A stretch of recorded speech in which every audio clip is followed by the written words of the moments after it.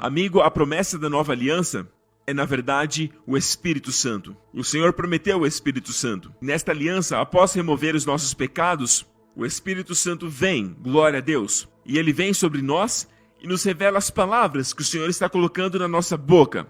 Sim, pode ser palavras da Bíblia, mas eu creio que pelo contexto aqui é realmente falar pelo Espírito, falar em línguas, na língua do Espírito. O apóstolo Paulo diz: dou graças a Deus por falar em línguas mais do que todos vocês. Como Pedro poderia saber, e não somente ele, mas todos os outros judeus circuncisos que o seguiam, como eles poderiam saber que a casa de Cornélio havia recebido o Espírito Santo? Se você ler Atos 10, diz assim: enquanto Pedro ainda falava estas palavras, o Espírito Santo desceu sobre todos os que ouviam aquela mensagem. E os judeus convertidos que vieram com Pedro ficaram admirados por causa do dom do Espírito Santo que havia sido derramado até sobre os gentios. Eles ficaram admirados por quê? Porque o Espírito Santo desceu sobre todos que ouviram a mensagem, todos que estavam na casa de Cornélio. Todos estavam lá, Cornélio reuniu uma multidão, todos os seus amigos romanos, e todos eles se juntaram na casa de Cornélio, que era um centurião romano. E este é o primeiro incidente na Bíblia de que gentios foram salvos. Aleluia!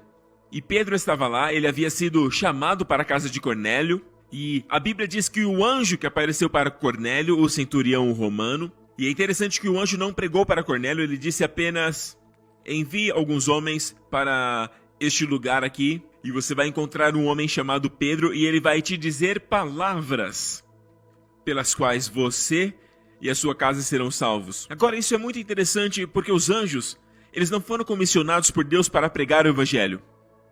Por quê? Porque os anjos são celestiais. Eles não foram salvos porque nunca foram pecadores. Amém? Deus entregou a nós o privilégio, porque éramos pecadores, mas agora fomos salvos pela graça do Senhor Jesus Cristo. E o Senhor comissionou a nós, e não aos anjos. E é por isso que o anjo apareceu para Cornélio, e pense, seria muito fácil para Cornélio crer se um anjo pregasse para ele, não é verdade? Afinal, ele é um anjo.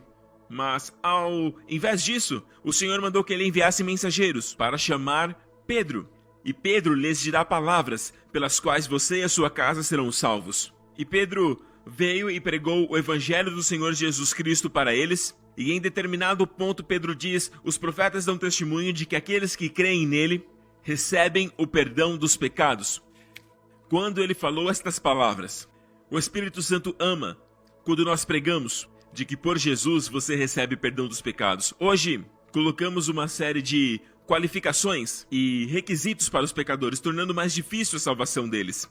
Ao invés de apenas pregar a mesma coisa, que é somente crer no Senhor Jesus Cristo, assim como Pedro fez. Sabe, alguém diria assim: nossa, você está tornando tudo tão fácil, a Bíblia é tão simples, esta graça é muito escorregadia, esse amor ágape é muito desleixado. Não, amigo, não difame a beleza e a simplicidade do Evangelho de Jesus Cristo. Jesus consumou a obra na cruz.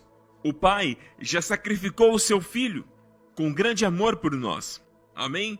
Custou um grande preço. Foi um grande preço porque Jesus sofreu. Jesus suportou todos os tipos de agonias incontáveis na cruz e levou nossos pecados. Ele já fez tudo. É por isso que é simples. Crer no Senhor Jesus Cristo não é barato. Mas tudo já foi pago. Mas que preço, que custo alto. Porém, para nós recebemos por crer. Amigo, não acrescente nada. Deus não quer o seu pagamento.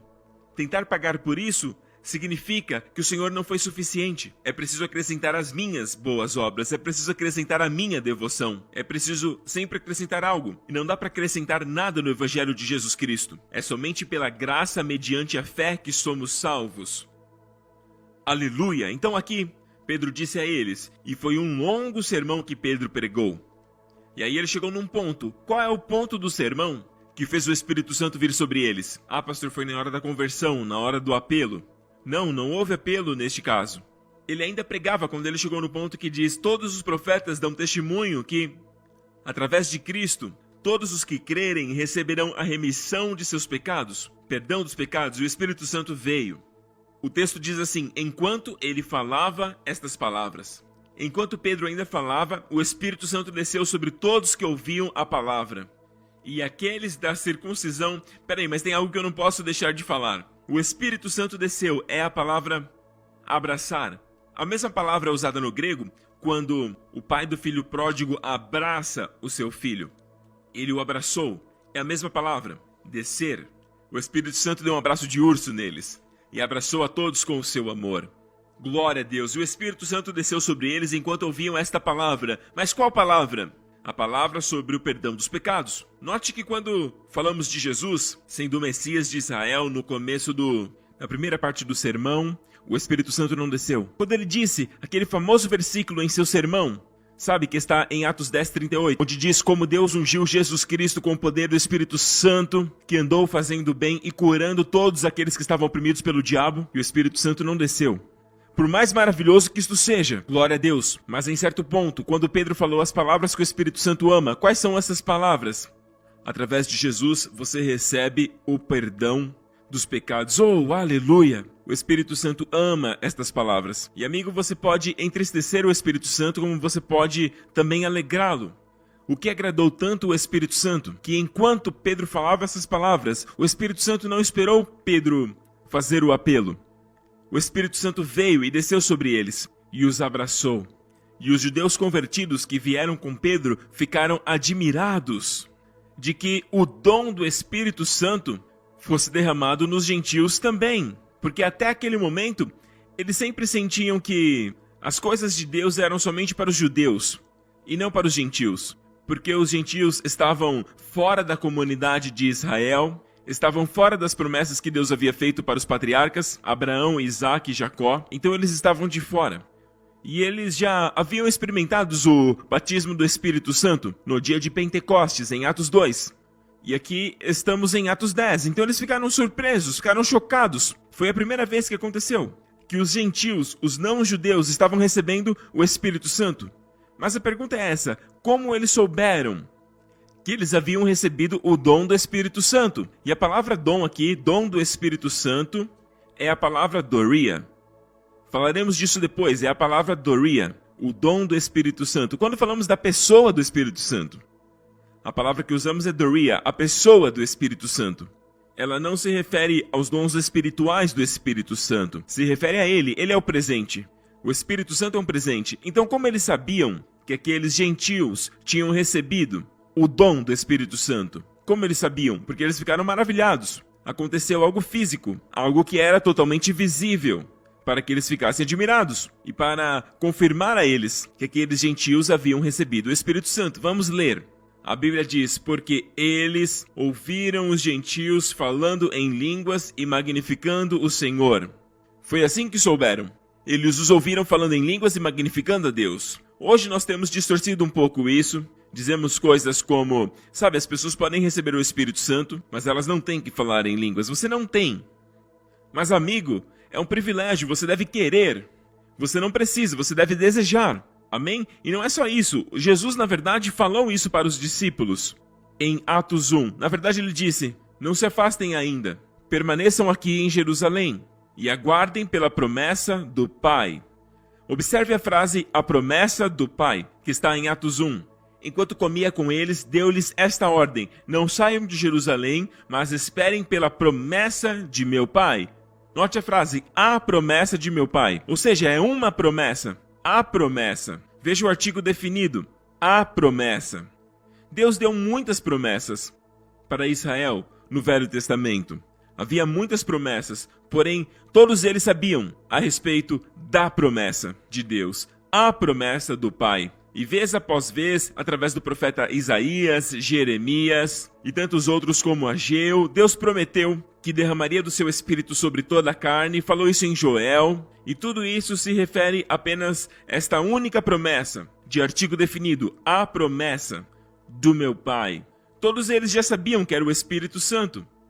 O apóstolo Paulo diz que a razão pela qual Jesus nos redimiu da maldição, Jesus nos redimiu da maldição da lei, se tornando maldição por nós, como está escrito, maldito é o que está no madeiro, para que as bênçãos de Abraão pudessem alcançar os gentios, para que recebêssemos o quê?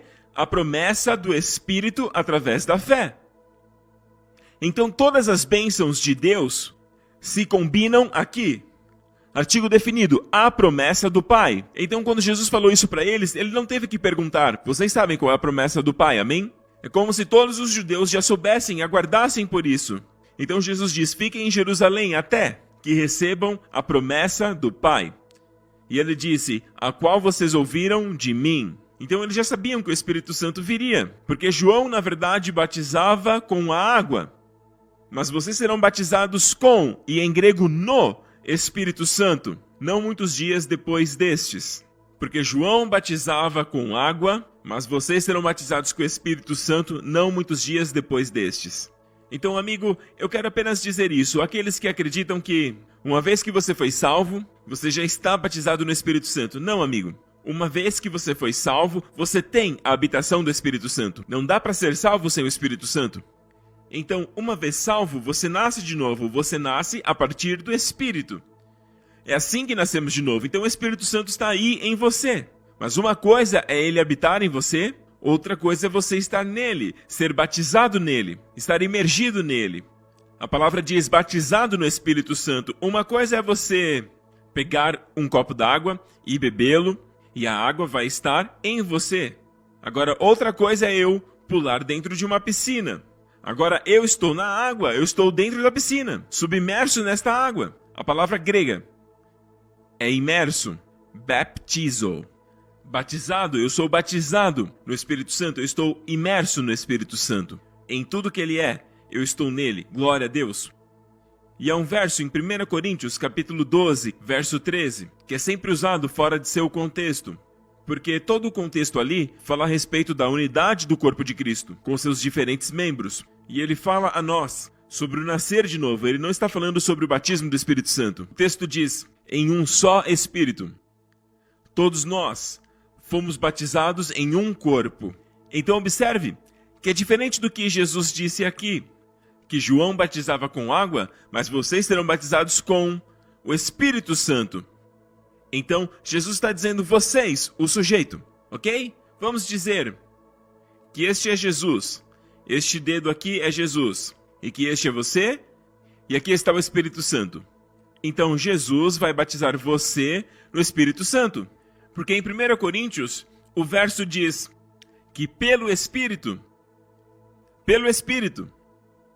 todos nós somos batizados em um corpo, que é Jesus Cristo.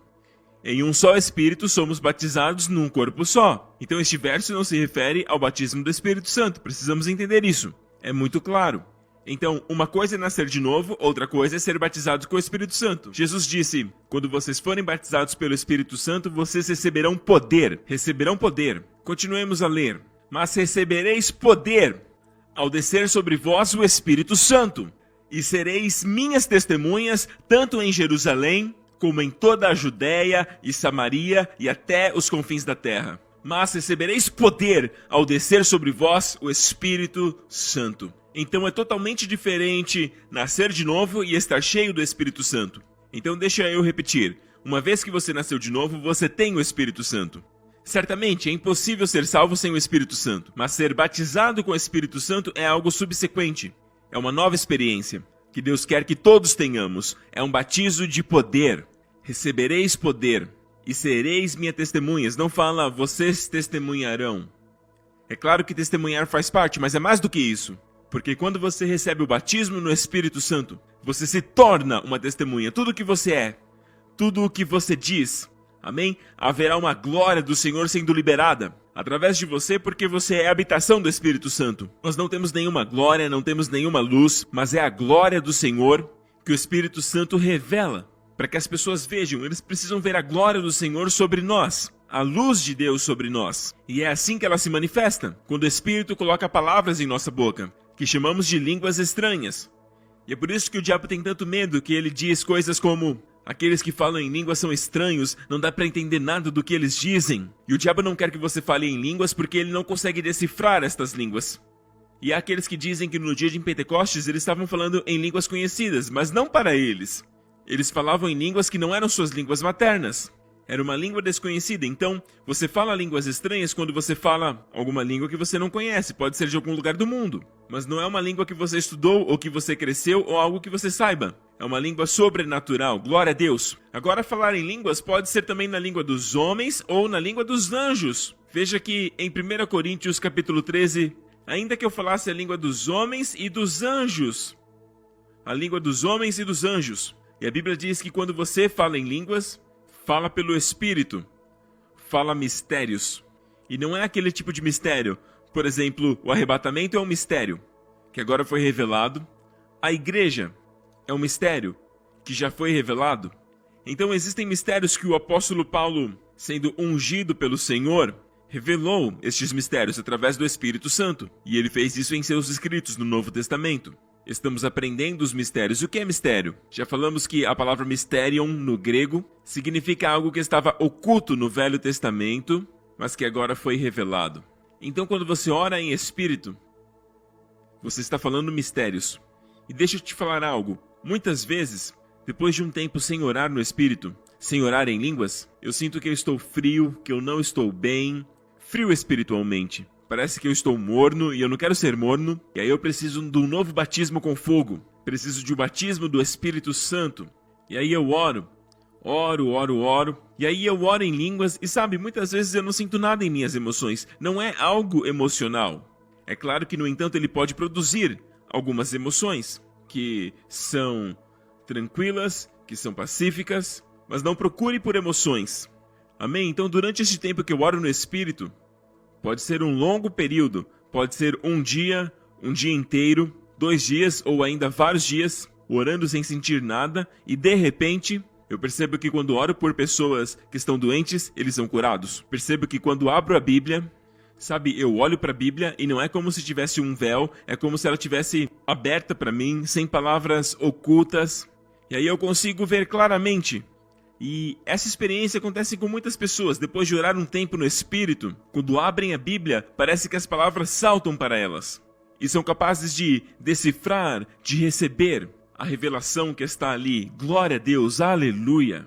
Glória a Jesus. Por quê? Porque quando você ora em línguas, ora em Espírito, note que não é na sua cabeça. Porque quando ora em línguas estranhas, Paulo diz, quando eu oro numa nova língua, meu Espírito ora. E minha mente fica infrutífera.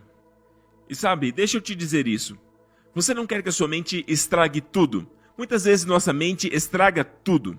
Nós oramos e a nossa mente começa a caminhar numa direção diferente e começamos a orar por coisas que não são o real problema, que não são o coração do assunto. Por exemplo, quando ora pelos filhos, você ora em línguas. Senhor, eu não sei o que está acontecendo com meu filho de 15 anos, mas o Senhor sabe, e comece a orar em espírito. E continue orando até que você sinta um alívio. Continue, permaneça orando. Entenda que o Espírito Santo sabe exatamente o que está perturbando aquele garoto. Ele sabe exatamente a situação e ele sabe qual oração te entregar. Mas se você orar na sua língua, será algo limitado. Eu não estou dizendo para não orar no seu idioma. Ore na sua língua, eu também oro. E glória a Deus, a Bíblia nos dá esta ordem. Então o que farei? Orarei com o Espírito, mas também com o entendimento. Cantarei no Espírito e cantarei com o entendimento. Então faça ambos. Muitas vezes você vai perceber que quando você ora em português, ou seja, pelo entendimento, você percebe que a sua oração começa a fluir mais. Ela vai direto no assunto. Você ora com as palavras exatas. Talvez orando no Espírito. Eu oro pelo meu filho de 15 anos dizendo, Senhor, arranca este sentimento de solidão que veio sobre ele.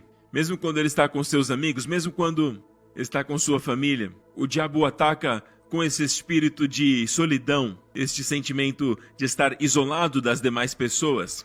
Eu oro para que o Senhor envolva o coração dele com o seu abraço, com o seu amor. Eu oro, Senhor, para que o Senhor conceda graça. E é o Espírito Santo falando tudo isso e você nem sabe, porque você está falando em línguas. E aí quando você para por um período e começa a orar em português, é possível que você ore pela mesma situação que o Espírito Santo acabou de orar também. Amém? E se você não sabe o que orar em português, continue orando no Espírito. Glória a Deus! E você vai chegar num ponto que você vai orar em português. Quando você orar no seu idioma, vai ser algo mais fluido, algo que vai direto ao ponto. E mesmo orando no seu próprio idioma, você vai perceber que Deus vai te dar a solução. A maioria das mensagens que eu já preguei, elas não vieram de um tempo de apenas estudar. Amém? Sim, é claro que eu recebo revelações através do meu tempo do estudo da palavra. Porém, é quando eu estou de joelho orando pelos próximos domingos, orando pela palavra rema. E aí no meio da oração, em algum momento da oração, eu oro por outras coisas, claro. Mas em algum momento na oração, o Espírito Santo me traz a palavra que eu preciso para aquela semana. E eu amo aquela palavra porque ela é cheia de vida. Quando o Espírito Santo traz, é cheio de vida. Eu vejo e às vezes demora alguns dias para organizá-la, amém? Para desenvolvê-la. E uma vez que você a recebe, amigo, eu te afirmo, você fica animado por saber que assim como você ficou animado ao receber aquela palavra, as pessoas também vão ficar quando receberem aquela palavra. Obrigado, Jesus. E elas receberão. Aleluia. Então, nós oramos no Espírito e algumas pessoas dizem, o apóstolo Paulo, na verdade, não incentiva. Na verdade, ele desencoraja a orarmos em línguas em público, especialmente na igreja. E me refiro à igreja normal, todos reunidos num lugar físico. Mas ouça bem. Muitas vezes quando citamos esse versículo, citamos fora de contexto. Ele não começa assim. 1 Coríntios 14, 18. Paulo diz, eu agradeço a Deus que fala em línguas mais do que todos vocês. Todavia na igreja. Agora guarde isso. Todavia na igreja. Prefiro falar 5 palavras compreensíveis. Por quê? Para que eu possa instruir outros, do que falar 10.000 palavras em línguas. Ou seja, ele está dizendo, se eu falar em línguas no meio de um culto, ninguém vai me entender. Ei, igreja, se eu ficar aqui de pé, orando em línguas, ninguém entenderia o sermão. Porque se eu falar em línguas estranhas, ninguém entenderia. Se eu pregar em línguas, ninguém vai entender, certo? Então eu entendo o que ele está dizendo. Contudo, na igreja. Porque às vezes as pessoas usam esse versículo sem citar o versículo anterior. O versículo anterior diz, dou graças a Deus por falar em línguas mais do que todos vocês. E quando ele diz a todos vocês, ele está se referindo à igreja de Corinto. E eles eram radicais em orar em línguas. E é por isso que Paulo escreveu para eles, porque eles estavam orando em línguas, gritando em línguas, falando o tempo todo em línguas e estava fora de ordem. Eles oravam o tempo todo, eles falavam entre si em línguas. Quando alguém liderava a oração, orava em línguas. E aqueles que se achegavam não eram salvos, eles não eram ensinados e eles não entendiam nada. Amém? E Paulo está dizendo, por favor, ouçam. Eu dou graças a Deus que falo em línguas mais do que vocês. E isso nos dá a impressão que Paulo era radical em orar em línguas. Ele provavelmente orava em línguas de uma cidade até outra cidade. Andando em seu camelo, ele falava. Orando em línguas sem parar, edificando a si mesmo. Amém? Desvendando os mistérios em seu interior.